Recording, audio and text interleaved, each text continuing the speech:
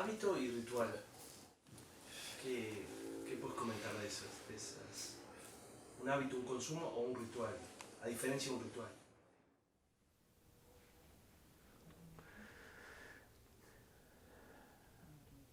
En un aspecto son lo mismo.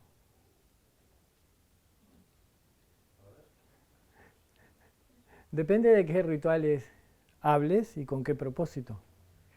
¿Mm? Porque el ritual es en realidad la manifestación de un propósito. ¿Mm? Entonces había una familia, unas señoras que el pan de carne lo partían a la mitad, ¿no? Horneaban una parte y después la otra, ¿no? Entonces, después de varias generaciones, a una de las chicas se le ocurrió preguntar: mamá, ¿por qué el pan de carne lo partís a la mitad? Y la madre dijo: no sé, porque así lo hacía mamá. Y así fueron, ¿no? A preguntarle a la abuela que todavía vivía, y dijo: no, todo empezó porque mi mamá o mi abuela, el horno que tenía era muy chico. Entonces no le entraba todo el pan de carne de una vez, y lo hacían 2 veces. Pero el horno que ellos tenían en la casa entraba todo el pan de carne de una. Entonces se convierte en un ritual porque tiene todo el significado de los ancestros, cómo lo hacían, y entonces hacerlo, ¿no? Y lo importante es pasarlo por el juicio crítico y tratar de entender, porque tratando de entender el ritual llegás en general al propósito sagrado con que algún día ese ritual fue hecho, ¿no? Y así como rituales pequeños, tenemos rituales enormes que tienen enorme influencia sobre nosotros. Me sigo preguntando por qué Jesús está en la cruz, en las iglesias, cuando el Jesús que dio el mensaje es el Jesús resurrecto. ¿Por qué no está la imagen y la pintura de Jesús resucitado, hablando del mensaje de amor y esperanza, en vez de tener al siempre crucificado, al nazareno ahí, al flaco ahí, siempre sangrando? Para que recordemos la culpa, que lo crucificamos, vos, pará. No se supone que Cristo salvó nuestros pecados. Entonces, ¿para qué lo tenemos ahí? ¿Para recordar que somos pecadores? Entonces nunca se va a cumplir el propósito de Cristo, que es resucitar y dar un mensaje de eternidad, de esperanza, de amor y de verdad. Tiene un propósito. Y bueno, viene una generación a la otra y dice: es la fe de mis mayores. Hay una canción de Serrat que es un poema ¿de quién es? De Machado, ¿no? No quiero cantar ni puedo a ese Jesús del madero, sino al que anduvo en la mar. No me quiero quedar. Entonces todas las primaveras andamos buscando escaleras para bajar al Nazareno de la Cruz, ¿no? Más o menos una poesía, ¿no? Vamos a bajarlo. Entonces, los rituales se pueden convertir en un hábito sin sentido, que venimos repitiendo y repitiendo y repitiendo sin indagar de dónde viene. ¿Por qué? Porque es lo mismo que hace McDonald's. McDonald's tiene el diseño de los juegos infantiles para que los niños de hoy asocien a McDonald's con su infancia y vayan por ese alimento de cariño, de alegría que les daba estar con sus padres en ese momento, y también lleven a sus hijos. Ese es el truco. Y lo mismo pasa con muchas tradiciones. Y bueno, íbamos allá o íbamos acá, y está ligado a la familia y a lo que había que hacer para ser buenos. Y entonces adquirimos todos esos ropajes que se convierten en hábitos. Y después están los hábitos que son adictivos porque de alguna manera llenan un lugar, un espacio adentro mío que si no, no lo puedo llenar. ¿Mm? Mucha gente me ha preguntado por qué fumo el tabaco, ¿no? Y sí, intento cuidar ese exceso. ¿Sí? Y en general fumo cuando estoy en una situación como esta. Porque para mí el tabaco es una forma de rezo y una relación con un espíritu del tabaco que fue milenariamente usado para despejar la mente y focalizarla.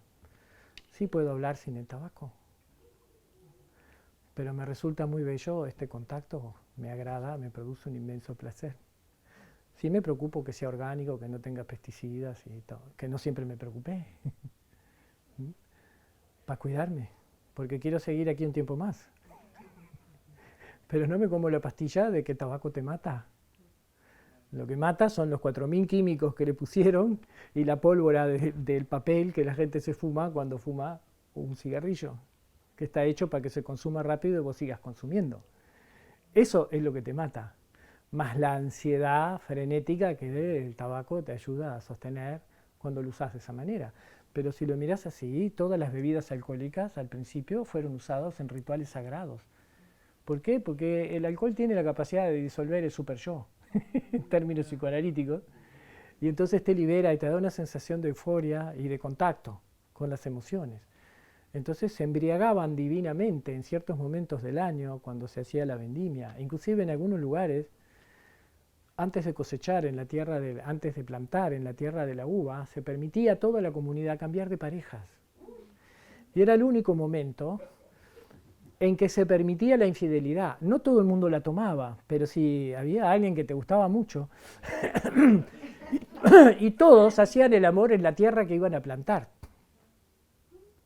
Entonces había, en los pueblos celtas, en algunos pueblos celtas, eso era un ritual, porque toda esa fecundidad del amor, de la relación, del erotismo, del eros, y recuerden que eros, el dios del amor, no apunta la flecha a los genitales, sino al corazón, no tiene que ver con nuestra idea de sexualidad separada del amor, generaba una belleza en la tierra que después se devolvía en la uva. Y durante los rituales con el vino, la gente se embriagaba para llegar al éxtasis divino, no para emborracharse y pelearse. Pero luego, todas esas sustancias sagradas que eran veneradas, cuando nos desconectamos de su verdadera razón, Alcohólicos Anónimos fue fundado por dos hombres, uno de ellos en una de sus borracheras tuvo una revelación divina, y el otro fue a ver a Jung, a Carl Gustav Jung, y Carl Gustav Jung le dijo, el verdadero nombre del vino es spiritus, por eso se dice que es una bebida espirituosa o espiritual. El alcoholismo es una enfermedad espiritual y por eso tiene una cura espiritual. Y ahí surgió el camino de los 12 pasos. Entonces, los indios decían, los blancos fuman mucho porque perdieron la conexión con el espíritu. Nosotros fumamos cuando vamos a rezar. No estamos todo el día fumando.